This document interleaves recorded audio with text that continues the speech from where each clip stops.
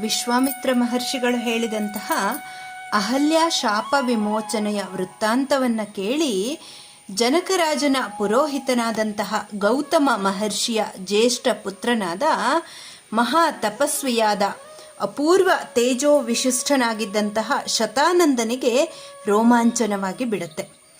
ಕಣ್ಣುಗಳಿಂದ ಆನಂದ ಬಾಷ್ಪಗಳು ಉದುರಲಿಕ್ಕೆ ಆರಂಭಿಸ್ತವೆ. ತಮ್ಮ ತಾಯಿಯ ಶಾಪ ವಿಮೋಚನೆ ಮಾಡಿದ ಮಹಾನುಭಾವನಾದ ದಿವ್ಯ ರೂಪನಾದ ರಾಮನನ್ನು ಕಂಡು ಬಹಳ ಆಶ್ಚರ್ಯವನ್ನ ವ್ಯಕ್ತಪಡಿಸ್ತಾರೆ. ಸುಖಾಸೀನರಾಗಿ ಕುಳಿತಿದ್ದಂತಹ ರಾಮ ಲಕ್ಷ್ಮಣರನ್ನು ವಿಸ್ಮಯಾನ್ವಿತನಾಗಿ ನೋಡುತ್ತಾ ವಿಶ್ವಾಮಿತ್ರರಿಗೆ ಹೇಳ್ತಾ ಇದ್ದಾನೆ. ಸಹಸ್ರ ವರ್ಷ ಪರ್ಯಂತವಾಗಿ ಕೇವಲ ವಾಯುಭಕ್ಷಳಾಗಿದ್ದು ನಿರಾಹಾರಳಾಗಿ ಭಸ್ಮಶಾಯಿನಿಯಾಗಿ ತಪಶ್ಚರಣೆ ಮಾಡುತ್ತಿದ್ದ ಯಶಸ್ವಿನಿಯಾದ ನಮ್ಮ ತಾಯಿಯನ್ನು ನೀವು ಮಹಾನುಭಾವನಾದ ರಾಜಪುತ್ರನಾದ ಈ ರಾಮನಿಗೆ ತೋರಿಸಿದಿರಾ? ಪುರುಷೋತ್ತಮನಾದ ಇವನ ದಿವ್ಯ ದರ್ಶನ ಆದೊಡನೆಯೇ ಮಹಾ ತೇಜಸ್ವಿನಿಯಾದ ಯಶಸ್ವಿನಿಯಾದ ಪರಮ ಪೂಜ್ಯಳಾದ ನಮ್ಮ ತಾಯಿಯು ಸಕಲ ಜಗದ್ವಂದ್ಯನಾದ ರಾಮನಿಗೆ ಕಂದ ಮೂಲ ಫಲಗಳನ್ನು ನೀಡಿ ಯಥಾವಿಧಿಯಾಗಿ ಸತ್ಕರಿಸಿದಳೆ. ದೇವೇಂದ್ರನು ನಮ್ಮ ತಾಯಿಯ ವಿಷಯದಲ್ಲಿ ಮಾಡಿದ ಅಪಚಾರವೇ ಮೊದಲಾದ ಪೂರ್ವ ವೃತ್ತಾಂತಗಳೆಲ್ಲವನ್ನು ಮಹಾನುಭಾವನಾದ ರಾಮನಿಗೆ ವಿಸ್ತಾರವಾಗಿ ಹೇಳಿದಿರಾ? ರಾಮ ಸಂದರ್ಶನವಾದ ಬಳಿಕ ನನ್ನ ತಾಯಿಯು ಶಾಪ ವಿಮುಕ್ತಳಾಗಿ ಪವಿತ್ರಾತ್ಮಳಾಗಿ ನನ್ನ ತಂದೆಯಾದ ಗೌತಮರೊಡನೆ ಸೇರಿದಳೆ. ನನ್ನ ಗುರುವಾದ ಗೌತಮರು ರಾಮನನ್ನು ಸತ್ಕರಿಸಿದರೆ ನಂತರ ತಾನೇ ರಾಮನು ಇಲ್ಲಿಗೆ ಬಂದಿರುವುದು. ರಾಮನ ದಿವ್ಯ ದರ್ಶನದಿಂದ ನನ್ನ ತಾಯಿಯ ಶಾಪ ವಿಮೋಚನೆ ಆದೊಡನೆಯೇ ಮಿಥಿಲೆಯ ಉಪವನಕ್ಕೆ ಆಗಮಿಸಿದ ರಾಮನು ಶಾಂತಚಿತ್ತನಾದ ನನ್ನ ತಂದೆಗೆ ಅಭಿವಾದನ ಮಾಡಿದನೆ. ಇವೆಲ್ಲವನ್ನು ವಿಸ್ತಾರವಾಗಿ ತಿಳಿಸಿರಿ. ವಾಕ್ಯ ಕೋವಿದನಾದ ಶತಾನಂದನ ಮಾತುಗಳನ್ನು ಕೇಳಿ ವಾಕ್ಯಜ್ಞರಾದ ವಿಶ್ವಾಮಿತ್ರರು ಹೇಳ್ತಾ ಇದ್ದಾರೆ. ಯಾವ ಸಮಯದಲ್ಲಿ ಏನು ನಡೆಯಬೇಕೋ ಅದೆಲ್ಲವೂ ಯಥಾಕ್ರಮವಾಗಿಯೇ ನಡೆಯಿತು. ನಾನು ಯಾವ ಕರ್ತವ್ಯವನ್ನು ಮಾಡಬೇಕಾಗಿದ್ದಿತೋ ವಿಧಿ ಸಂಕಲ್ಪಿತವಾದ ಆ ಕರ್ತವ್ಯವನ್ನು ಸ್ವಲ್ಪವಾದರೂ ನ್ಯೂನತೆ ಇಲ್ಲದೆ ಪೂರ್ಣಗೊಳಿಸಿದ್ದೇನೆ. ಇದರ ಫಲವಾಗಿ ಪರಶುರಾಮನ ತಾಯಿಯಾದ ರೇಣುಕಾದೇವಿಯು ಯಾವ ರೀತಿಯಲ್ಲಿ ಪುನಃ ಜಮದಗ್ನಿಯನ್ನು ಸೇರಿದಳೋ ಹಾಗೆಯೇ ನಿನ್ನ ತಾಯಿಯಾದ ಅಹಲ್ಯಾದೇವಿಯು ಗೌತಮನನ್ನು ಸೇರಿದಳು.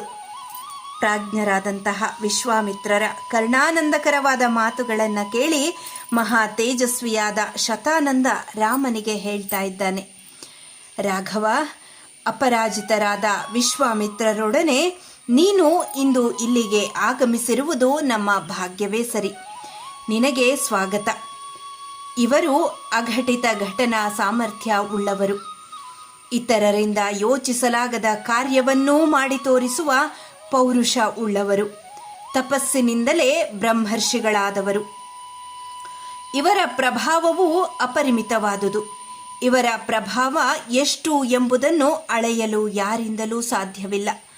ಮಹಾ ತೇಜಸ್ವಿಗಳಾದ ಮಹಾ ತಪಸ್ವಿಗಳಾದ ವಿಶ್ವಾಮಿತ್ರರು ನಿನಗೆ ಪರಮ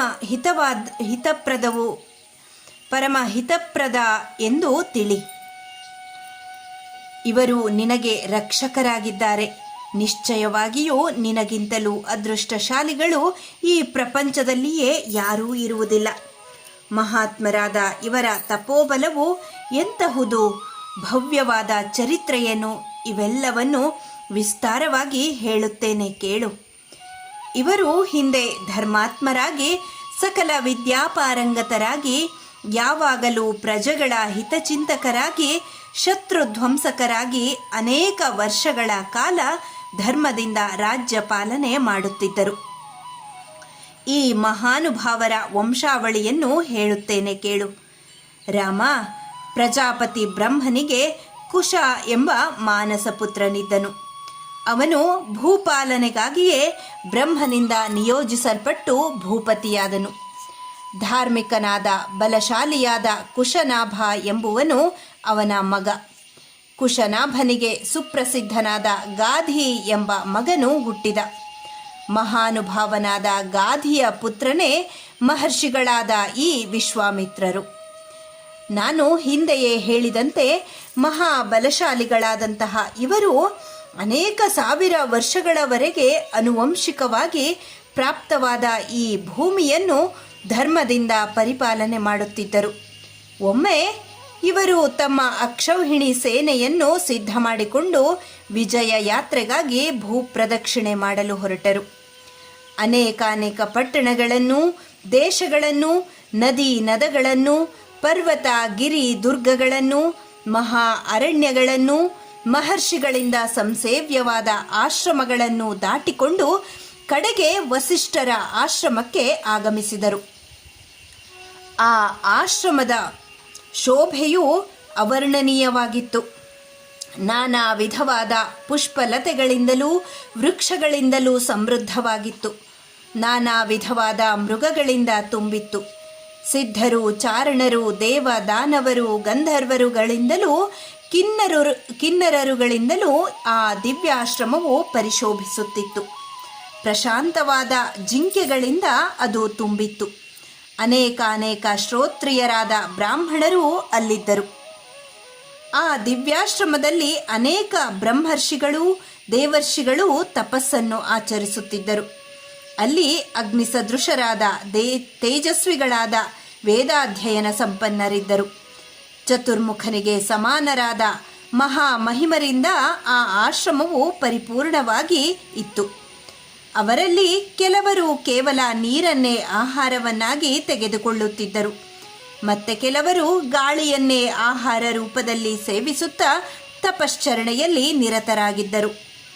ಇನ್ನು ಕೆಲವರು ಕೆಳಗೆ ಉದುರಿದ ಮರದ ತರಗೆಲೆಗಳನ್ನೇ ತಿಂದು ಜೀವಿಸುತ್ತಿದ್ದರು. ಕೆಲವರು ಕಂದ ಮೂಲ ಫಲಗಳನ್ನು ಭುಂಜಿಸುತ್ತಿದ್ದರು. ಅವರೆಲ್ಲರೂ ಅಂತರಿಂದ್ರಿಯ ಬಹಿರಿಂದ್ರಿಯಗಳ ನಿಗ್ರಹ ಉಳ್ಳವರು, ಜಿತಕ್ರೋಧರೂ ಆಗಿದ್ದರು. ಅಂತಹ ಋಷಿ ಮಹರ್ಷಿಗಳಿಂದಲೂ ವಾಲಖಿಲ್ಯರಿಂದಲೂ ಜಪ ಹೋಮಪರಾಯಣರಾದ ವೈಖಾನಸರಿಂದಲೂ ಆ ವಸಿಷ್ಠಾಶ್ರಮವು ಶೋಭಾಯಮಾನವಾಗಿತ್ತು. ಹೆಚ್ಚೇನು ಹೇಳಲಿ ರಾಮ, ನಿಶ್ಚಯವಾಗಿಯೂ ವಸಿಷ್ಠಾಶ್ರಮವು ಮತ್ತೊಂದು ಬ್ರಹ್ಮಲೋಕದಂತೆಯೇ ವಿರಾಜಮಾನವಾಗಿತ್ತು. ಅಂತಹ ಪರಮಾದ್ಭುತವಾದ ದಿವ್ಯಾಶ್ರಮವನ್ನು ವಿಜಯಿಗಳಲ್ಲಿ ಶ್ರೇಷ್ಠರಾದ ಮಹಾಬಲಿಷ್ಠರಾದಂತಹ ವಿಶ್ವಾಮಿತ್ರರು ಸಂದರ್ಶಿಸಿದರು. ಇಲ್ಲಿಗೆ ಬಾಲಕಾಂಡದ 51ನೆಯ ಸರ್ಗ ಸಂಪನ್ನಗೊಂಡಿದೆ. ಧನ್ಯವಾದಗಳು.